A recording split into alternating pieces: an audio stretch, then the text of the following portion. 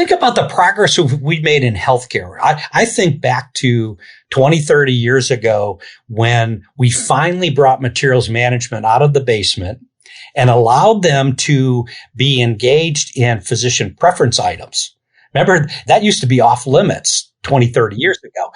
And I used to chide all of the executive suite that I was consulting with saying, this is so important to you that you won't even leverage those resources that are best suited to do that contracting and negotiating. It's too important that you won't even let them do that. We're at the same point with Indirect today that we were with preference items 30 years ago. Without supplies, there's no surgery. Without products, there's no patient care. Welcome to Power Supply, the healthcare supply chain podcast focused on helping you navigate the intricacies of logistics, purchasing, contracting, and supplier relationships. Each episode, we speak with healthcare executives, supply chain leaders, and innovative entrepreneurs from across the country as they share their stories, experience, and expertise on the industry we love. From the loading dock to strategic sourcing, from buyers to the C-suite, and across the enterprise, we tackle the real-life issues impacting the healthcare supply chain.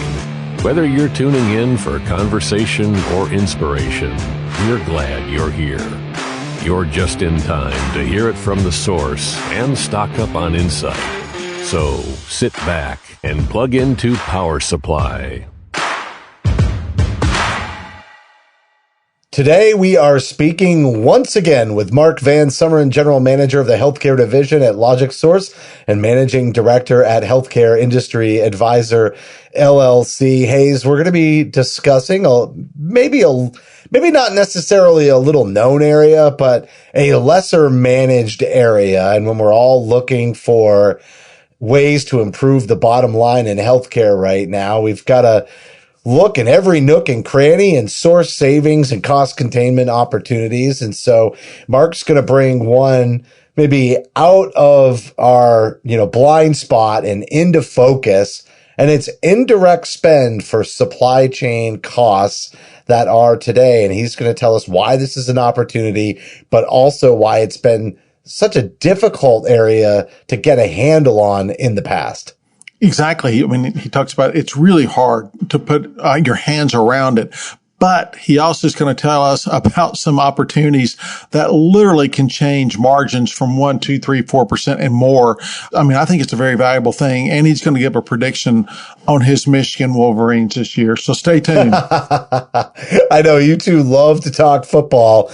We're going to do that and a whole lot more coming up next with Mark Van Sumeren. Boom! I'm Hayes Walder. This is Gary Skinner. And I'm Justin Poulin. From the studios of Healthcare HQ, you're listening to Power Supply.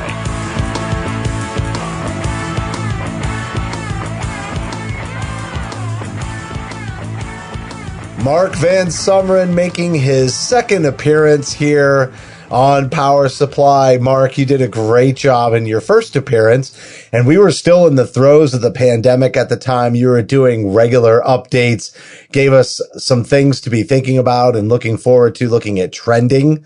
And I think you actually nailed it. If we go back and listen to that interview, I think people will be surprised about what you laid out for us and what you saw coming. Especially, I remember that was the first time I really heard about different variants.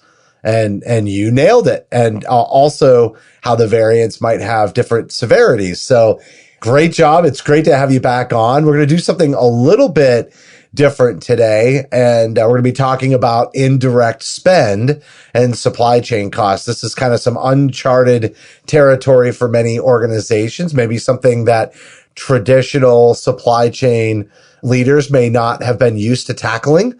And so really excited to get into the conversation today. Welcome back, my friend. Oh, it is my pleasure to join this group again. We had a great time the last time, and I'm just concerned. I hope your audience isn't expecting that we're going to spend 30 minutes talking about COVID again. No, I can promise you, I'm not interested. They do not want that. No, but I will say, Mark, what you did was an amazing job during COVID. And for those who are listening who maybe didn't hear the first episode, there for a year and a half, maybe virtually every day, you wrote a newsletter that ultimately was disseminated to tens of thousands of people, and it was highlighted on news shows and you name it. And it was incredibly well done. And so I appreciate you coming back and doing that. And so now we're not talking about COVID, but it's coming back, because it's coming back because it's fall. And, if something happens on fall that's really special each and every year, it has for hundreds of years. And I'm going to say that's football season.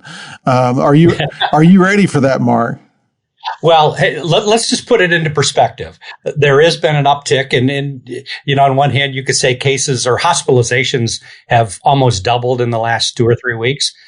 However, they're still lower than they were at their lowest point at any time from the beginning of the pandemic through May of this year. So let's keep it into perspective. 100% I will, but they're still pretty low. So Let me ask you though, are you excited about football season? And who, if people don't know, who do you pull for? Well, there's this university here in Ann Arbor that is picked number 2 in the preseason polls and number 1 in the current NCAA investigation. We're just following those matters and looking forward to the start of football and stop talking about conference expansion and let's put toe to leather and play some games here. Let's go. I hope you'll have a coach by that time. I think he's up to 3 games now. So 3 games. I think we're going to just take somebody off the street and coach one of those first couple of games because they don't really matter. Exactly. Well, you are a huge fan, but we appreciate you being back on here. My pleasure. So as we get started with this conversation around indirect spend, and as we mentioned, a lot of organizations not really looking in this area. What is it? What is it that we're talking about when we say indirect spend? Well, that's a great question and a great way to get started here. So where we got started with this was outside of healthcare and organizations that would be brand names familiar to all of us in retail and consumer products looked at those things that were not for resale to their customers. So a Lululemon or a Titleist or a Tractor Supply would look at those things that are just required to turn the lights on and run the business. The finance department, accounting, construction, design, marketing, HR benefits, and things like that. Things that don't go into resold to the customer in healthcare, not used in patient care, but nonetheless consume a significant and growing portion of the expense base. So it's really all of those things that are ignored, forgotten about, just not quite as visible as things like physician preference items and medical supplies and the like, the things that we've been spending a lot of time and attention on for the last 20, 30 years. Can you put a number, Mark, as it relates to healthcare on this category, if you will, of what percentage of a typical budget might be? Yeah, great question. We came in when we made the transition from retail and consumer products into healthcare. We came with a set of assumptions. The first assumption was that the amount of the expense base devoted to these categories, if you would be about 20% of revenue. Thus far, it has held true, if not slightly higher. So imagine that 20% of our expense base being deployed to things that are not top of mind awareness, not managed as part of our typical GPO or internal contracts, largely diffused throughout the organization and therefore somewhat out of control. Creates a great opportunity as we face ongoing challenge to manage the operating margin. Well, there's that 80-20 rule, right? And, I think a lot of times that holds true, but we are at a point now where the stress, the financial stress and pressures that everybody is under, we've got to look just about everywhere, no stone unturned type of approach. But at the same time, this isn't a limited spend. If you're talking 20+% of the overall revenue, you got to ask the question, like, how come this hasn't had a focus on it in the past? Is it because it's just out of the experience base, or what is it? You can come up with a lot of reasons. Out of the experience base, a lot of times it's under the control of CXOs or department heads. Think of the CIO having control over computers and operating systems and e-commerce sites and web hosting, and all of those activities fall under the purview of the CIO and don't often or don't always get covered by the chief procurement officer. Likewise with media buys for marketing. So that makes a ton of sense. It's not flowing through the processes that hospitals have in place to put some controls on contracting or pricing. It's being managed more independently in various departments or different leadership groups. That makes a ton of sense. Yeah, you nailed it. Limited visibility. Limited visibility, not a lot of data. And frankly, we have honed our skills on benchmarking and understanding, what's a reasonable amount of spend for a medical device or a medical supply based on certain quality characteristics. How to evaluate what's a benchmark for media buy? Right. They just don't exist. Exactly. We have a lack of visibility. We have diffuse control and authority and no real way of normalizing and benchmarking the amount of spend, at least traditionally. I mean, that's phenomenal. The more I think about what you're saying, Mark, which has been great, is you're saying, 20 cents of every dollar of revenue should be in this bucket, or likely is in this bucket, maybe a little bit more. That is a massive number for a health system when we're dealing with margins, in some cases negative, but most of them in 1, 2, 3, 4% margin. That can make a humongous difference to the, the viability of and the profitability. Yeah. You only need to save 10% on that 20% to get that 2% improvement that you might have been looking for. Yeah, you're talking 100 to 300 basis points of improvement in operating margin. That's a significant number. And I'll place that where we are. One of our hypotheses is the 24 budgeting process, depending on when the hospital's fiscal years, may be the most difficult budgeting process that any CFO, any CSO, any COO has dealt with in their career. And the reason is we've had years of rampant inflation in labor and supply costs. If we can even find the people, we're still struggling to find the people. We've got a pent-up demand for services that were kind of delayed during the whole pandemic for a variety of reasons. Now that's coming to the table that we can't respond to. We can't meet the demand that we have either through lack of resources or lack of money. So the budgeting process as a result, has been even more and more difficult. What's our response been to a budget challenge when we have the what I call the go-get, the gap between in that initial budget of where we need to be and where we are? So we've got to go get another 10 or 20 million dollars.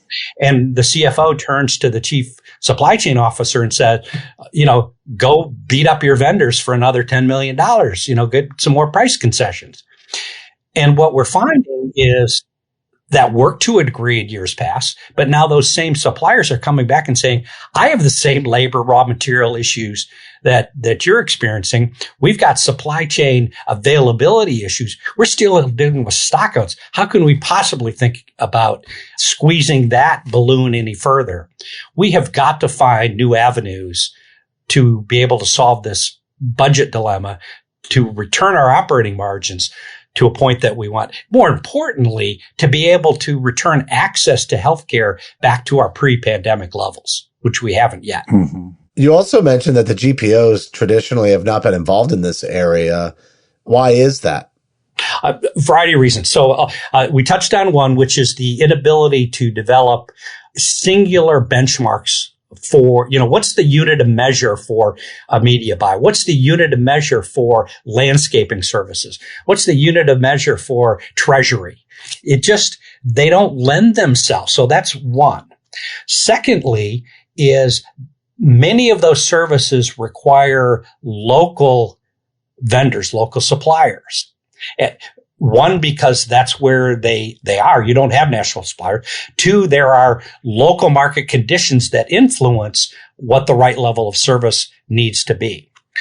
Third is when you get down to it, it's not all about price. It's about there's a standard of service that has to be well understood and documented that doesn't lend itself to a dual source, or even a multi-source national or regional contract. You can't distill it down to that level. It has to be almost an institution specific sourcing and contracting exercise on each one of those categories, or more likely subcategories of products and services. So who would they go to consult with? Like, let's say the hospital themselves might not have visibility to it, but if they all of a sudden realize that this was an opportunity, without maybe talking to your team, was there anybody out there tackling this area in the past, or has this just been there are a couple of areas. And in my background, I was a consultant for a number of years, and the way that a consultant or even a GPO would approach us in the way they do.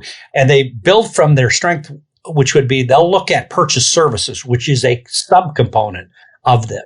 And they'll say, you're spending X dollars per, some relative measure of the size of the organization. And we see others that spend less. You ought to spend less. Okay, well, how do I do that? Well, they don't have that capability.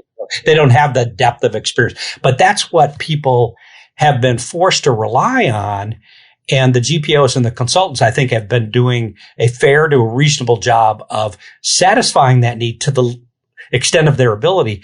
But they're not in the business of negotiating individual contracts, category by category, institution by institution, to solve these needs. Here's the other limitation. Every one of those areas that we talked about, treasury, media, landscape services, real estate, construction design, all of these indirect services are not unique to healthcare. They're being procured by retail organizations, by CPG organizations, by others. So our relevant frame, our competitive marketplace is not just healthcare, it's the whole economy. And so you really need to understand what are the best of the best, regardless of industry, doing to drive the best contract performance in each and every one of those areas. And it takes a lot of work to get there. Yeah, I would think so. And, Marcus, I hear you talk about that. I mean, geography plays a massive role in this. I mean, because if you're, particularly if we're talking landscaping or construction and design, you might not, you sometimes only have what's in your market to even pull from. There's no other option to bring someone in outside, right? So it's certainly. You have to understand for a lot of those categories, you have to understand that the market in that particular geography, and that market, if you restrict yourself to comparing to other healthcare organizations, you've got a very small sample size. But if you're looking at what is a retailer spending and how are they contracting for a media buy in that market, that's your relevant competitive marketplace that you need to be benchmarking against. And you have to have the experience in each and every one of those markets with all of those services to do it really, really well.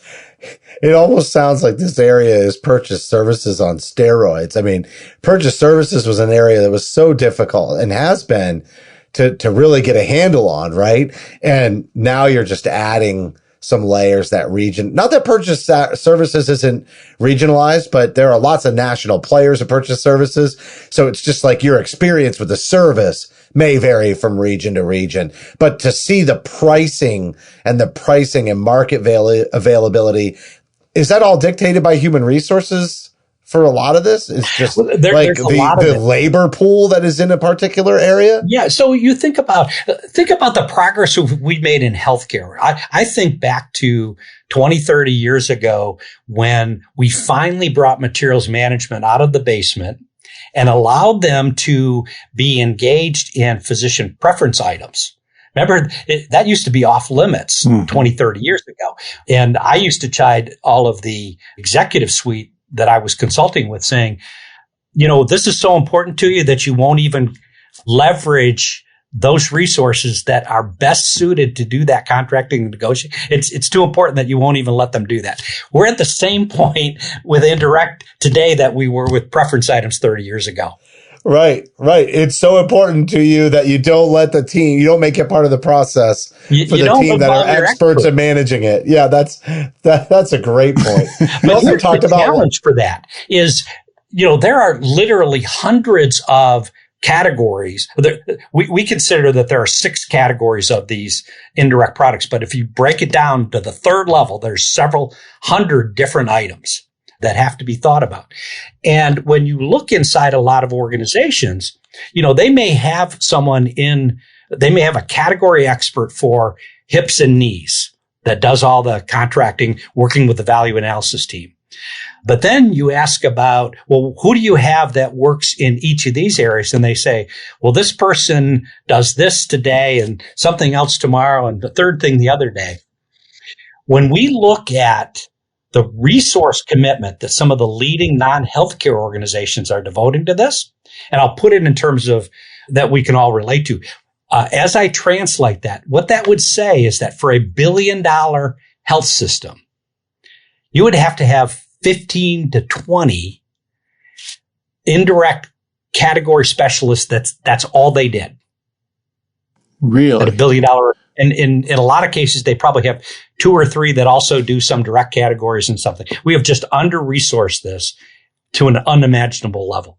And the result's the result, What's the savings opportunity here as people think about headcount and all that, and especially in a time when they're looking at, staffing crisis issues, trying to bring people into the organization?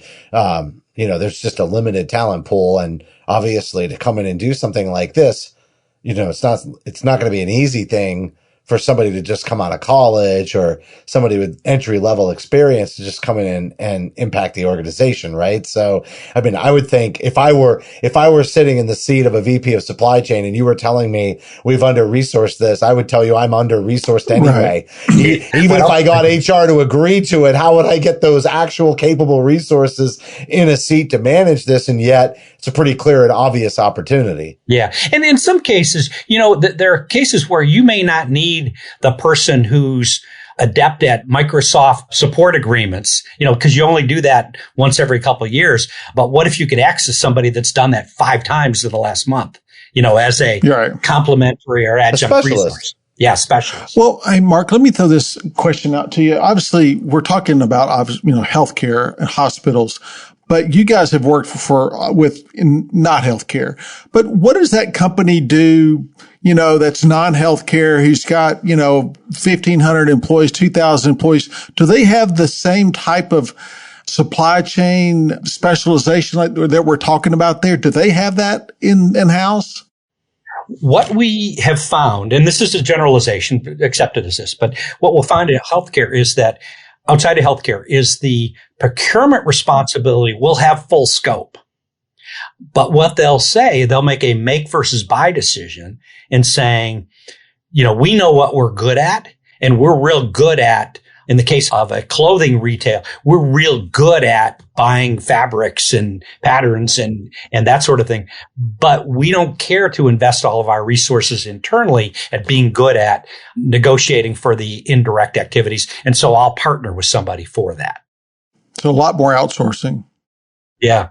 But you tend to see that, I think, more outside of healthcare, that recognition that let's be really, really world-class good at what we are. And those would be the things that go directly into serving our customers. In our cases, our patients. In the retailer, it'd be the consumer. And what the retailer would do for those things that aren't touching the patient, if there's somebody that goes really deep that I can access and be a part of my team and I pay by the drink, that's kind of the best of all worlds. And that's the approach they'll take. It seems like, we're constantly seeing innovation in healthcare, and we're seeing a lot of innovation targeted towards supply chain.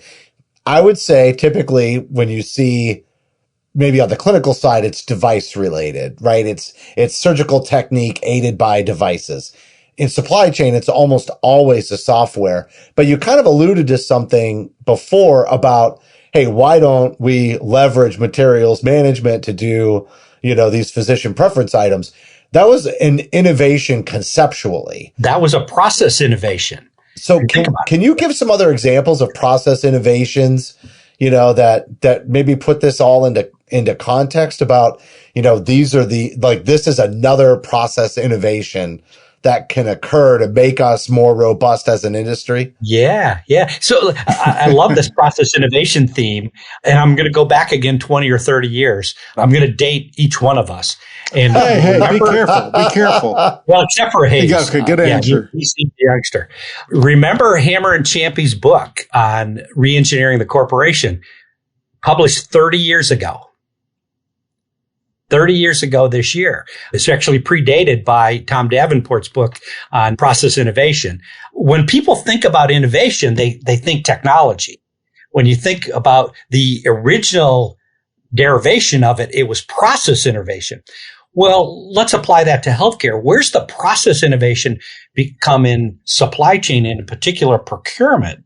I would argue that the change that we went through 20 or 30 years ago to bring materials management out of the basement, have them work side by side with the clinicians on the value analysis teams, that was real process innovation.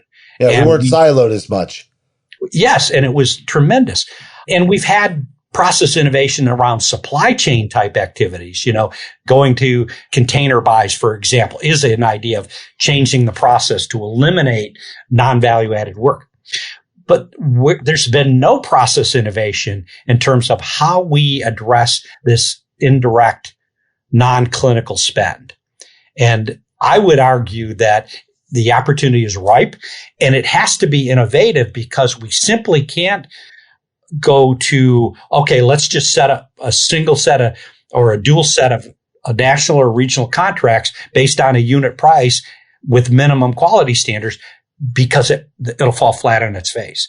It's insufficient to get us there because of the idiosyncrasies of each of one of these categories. Again, as we were talking about, they don't lend themselves to a simplistic unit of measure or unit cost perspective. They don't lend themselves to only using healthcare as a benchmark. They don't lend themselves to a one size fits all, let's everybody buy into this contract.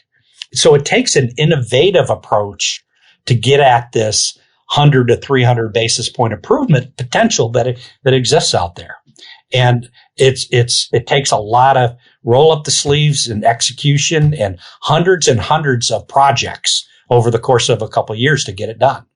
The value is there by doing it and doing it the right way. Well, detail that. What is the value? What are some examples? Savings, efficiencies, if there's, I can't imagine there's revenue generation, but I know that's starting to, really hit supply chain as well. So if there is revenue generating opportunities in some of these partnerships, what are some examples? So I'll build it from top down. And again, we came into healthcare with some hypotheses about the applicability of this approach into healthcare. The hypothesis was that on the addressable spend, which would be 20% of net revenue, that you should expect 7 to 15% bottom line to the income statement annualized savings. The experience thus far is that that's holding true, if not better than that. Okay. And so that's where I get the derivation of the 100 to 300 basis point improvement. So that can be pretty significant.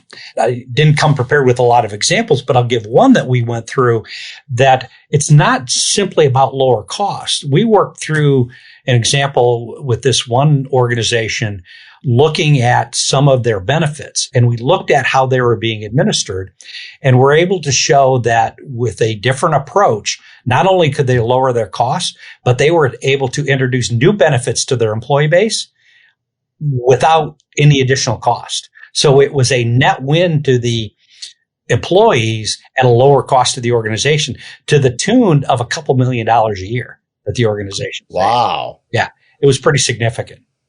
Now, and this isn't something that is like going to conflict with the GPO strategy or anything like that. This is all additional adjunctive running in parallel kind of process. What we have found, there's a little bit of an overlap, but not as much as you might think. And again, it's because the GPOs are good at what they're good at, and they're not good because the business model doesn't lend itself to a lot of these.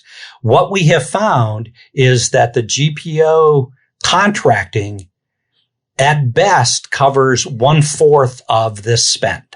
at best. Even the availability of the contract. So it just shows you how much greenfield space exists.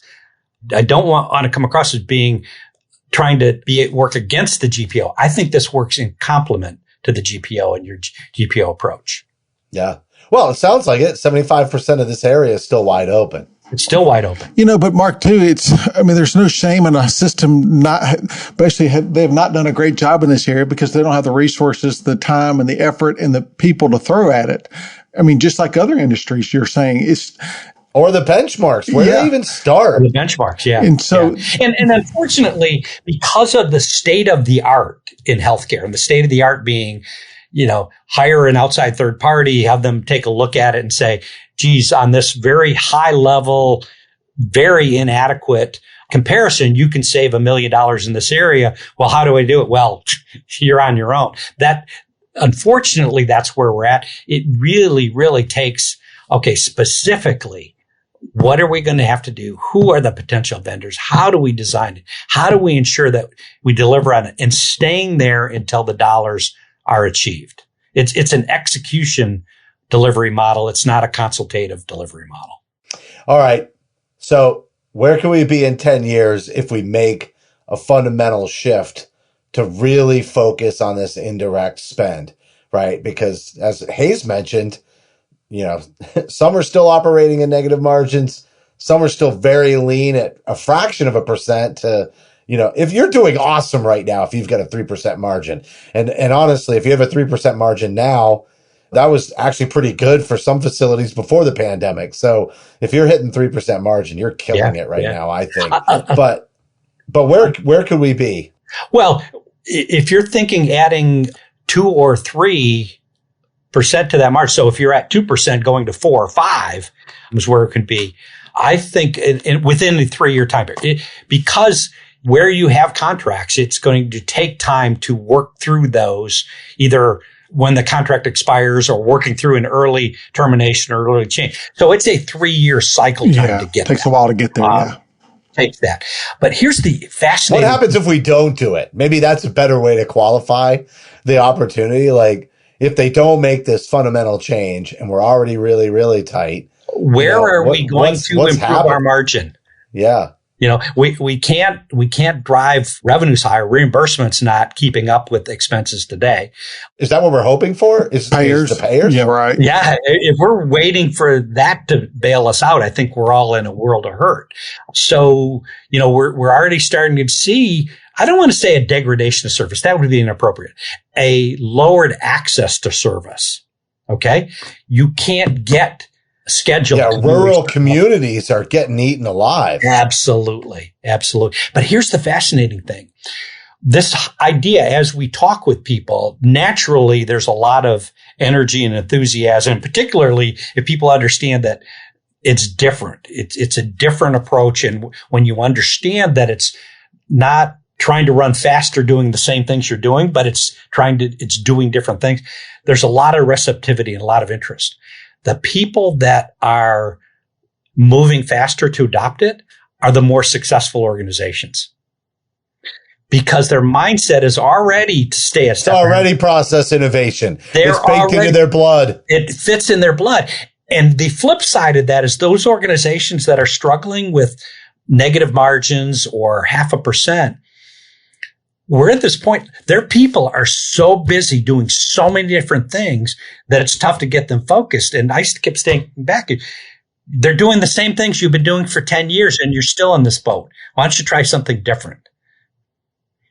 Okay. Why don't you try something the leading organization that have strong margins are now doing in order for them they want to keep that same leadership position. So they continue to offer, great high quality, broad scale services to their markets, their patient base. That's what I found most fascinating. I thought this was going to be most attractive to people that, needed to get from a negative margin to maybe a 1 or 2% margin. And they're just overwhelmed with too many initiatives that aren't delivering. They're too busy to get better. That's hilarious. Unfortunately, they're too busy. Yeah. Well, this has been super cool. I've really enjoyed this, Mark. I'm not shocked that you brought the goods again, but this is really good. I enjoyed a lot and I learned a lot. Mark, what do we miss? What would you add? Let's see. I think we covered the waterfront. It covered a number of areas that I thought would be helpful. I hope it's of interest and informative to your audience. I think it's valuable. So I really guess whether it's interesting and informative really is a judgment on if I did my job or not.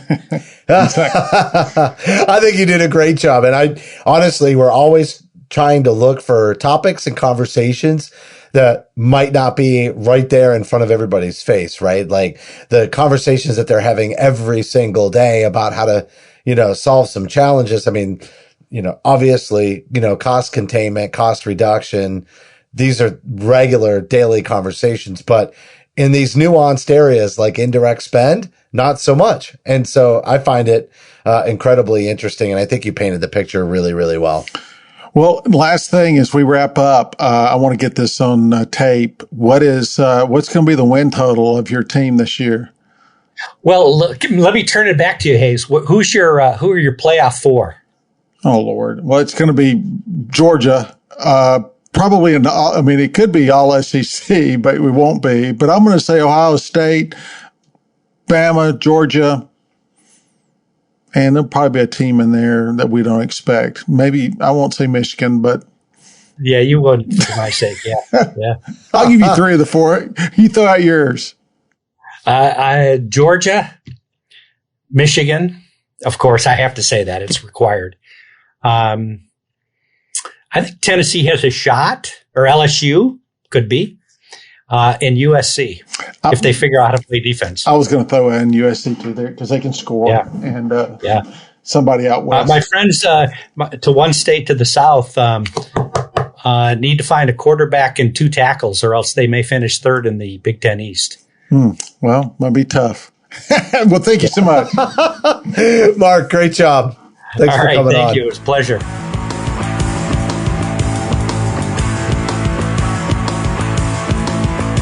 That was Mark Van Sumeren, General Manager of the Healthcare Division at LogicSource and Managing Director at Healthcare Industry Advisor, LLC.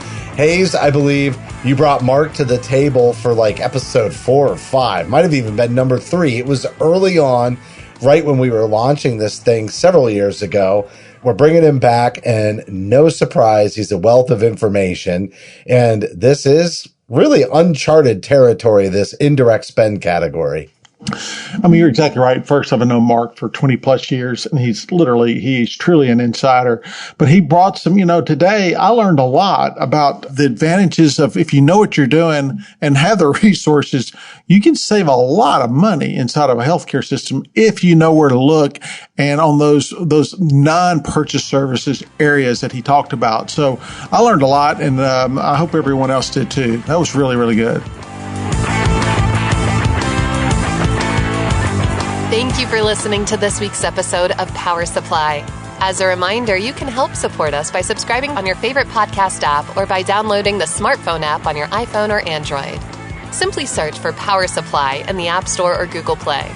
The best thing about downloading the smartphone app is that you can access bonus content for certain episodes and view episodes in certain categories, like articles on the go and vendor spotlights.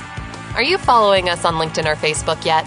If you are and you love an episode or post, then let your social network know about it. Like, comment, or share our posts along with your thoughts and keep the conversation going.